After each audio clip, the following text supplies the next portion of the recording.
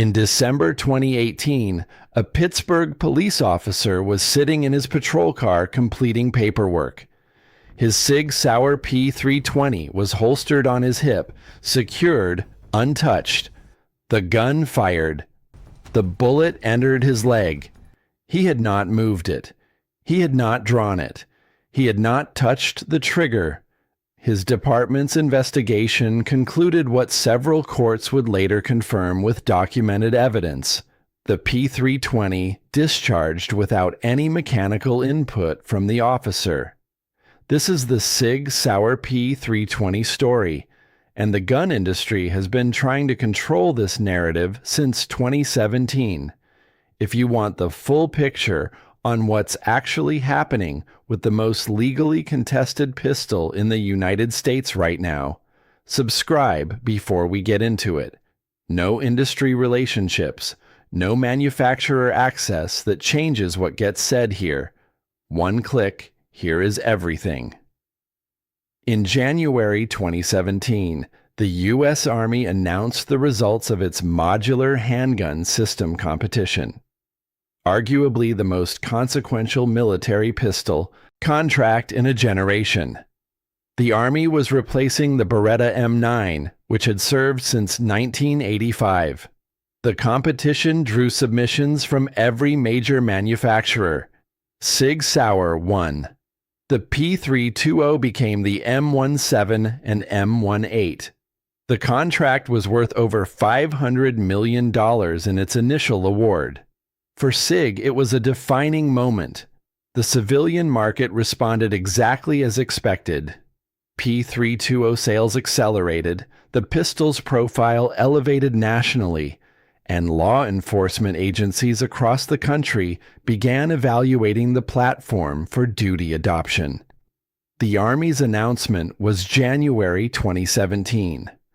8 months later, SIG issued a voluntary product upgrade notice for every P320 ever manufactured.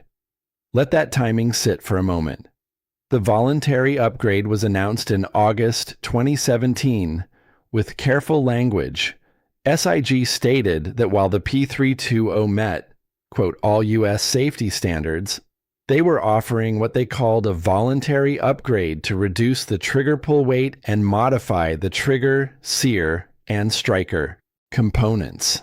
They specifically did not use the words recall. They specifically did not admit a defect. They said it was an enhancement. What the upgrade actually addressed was a documented capability for the P320 to fire when dropped at specific angles without trigger contact. The discovery of this had not come from SIG's engineering department. It came from a YouTube video. In August 2017, a New Hampshire firearms trainer named Andrew Twohy, while working in cooperation with another channel, filmed a P320 discharge when dropped onto a hard surface striker first from shoulder height. The gun was not modified. It was a production commercial P320. The round fired. He filmed 3 separate drops, 3 separate discharges. The video was published. Within days, it had millions of views. SIG's voluntary upgrade notice came within weeks. The mechanical issue identified through independent testing and later confirmed through forensic examination in civil proceedings involves 2 interacting failure conditions. First, the P320's striker is heavier than most comparable striker-fired pistols. Second, the sear geometry in pre-upgrade configurations does not positively block the striker under all inertial loading conditions. When the pistol impacts a surface at specific angles, striker first or slightly rear tilted, the inertial force of the striker mass can overcome the sear engagement and release the striker without any trigger input. SIG's position has been consistent. The gun meets all applicable safety standards. The applicable safety standards do not require a drop test from the angle at which the P320 failed. This is a technically accurate statement. It is also precisely why those standards are currently being challenged in multiple state jurisdictions. Now comes the law enforcement dimension, and this is where the documented record becomes impossible to dismiss. The Pittsburgh officer in 2018 was not isolated. Law enforcement and military personnel filed reports of unintended P320 discharges from holsters during administrative handling, during qualification courses, and during routine duty, carry across multiple agencies and multiple states. The incidents were not identical in mechanism, but shared a consistent pattern.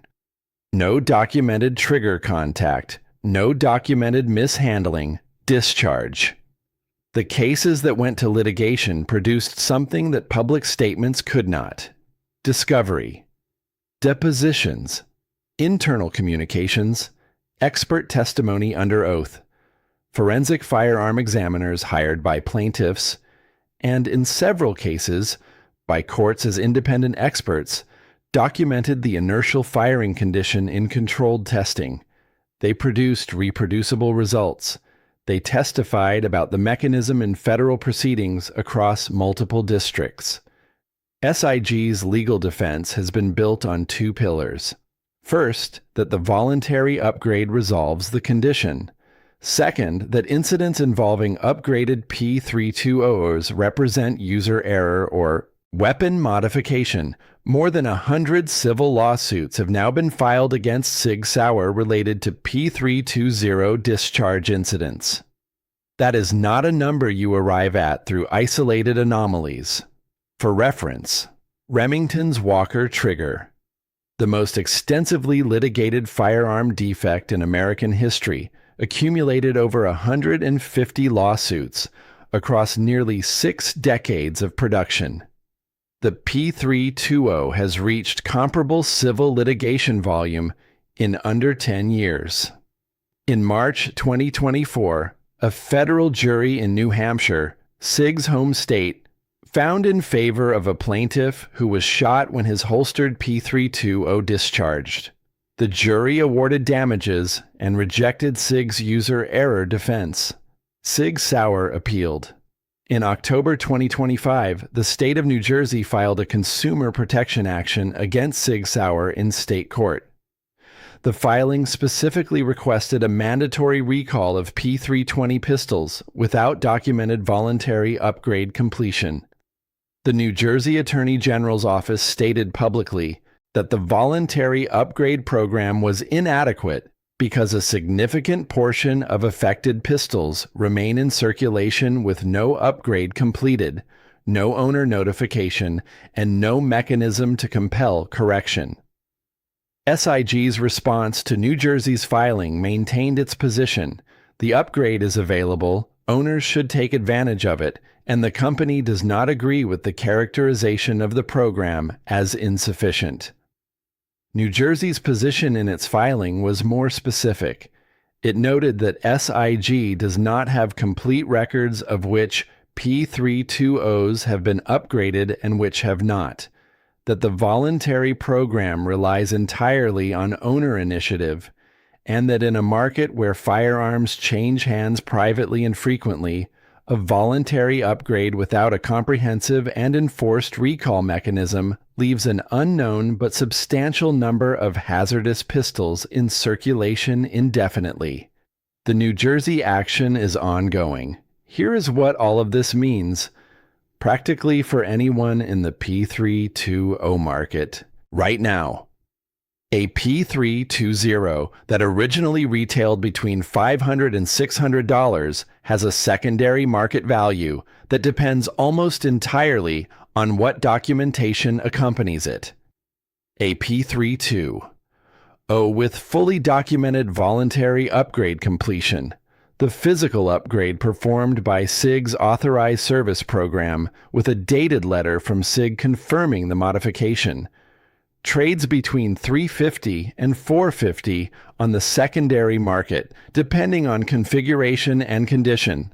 That is a $150 to $200 haircut from original retail on a pistol in good condition, driven entirely by legal and liability context rather than mechanical wear. A P320 without upgrade documentation is a different transaction entirely. Dealers in jurisdictions with active litigation awareness are declining P320s in trade at any price without documentation. In several markets, the pistol is simply not moving. Liability exposure for a dealer who accepts and resells a pre-upgrade P320 that subsequently injures someone is not a theoretical risk.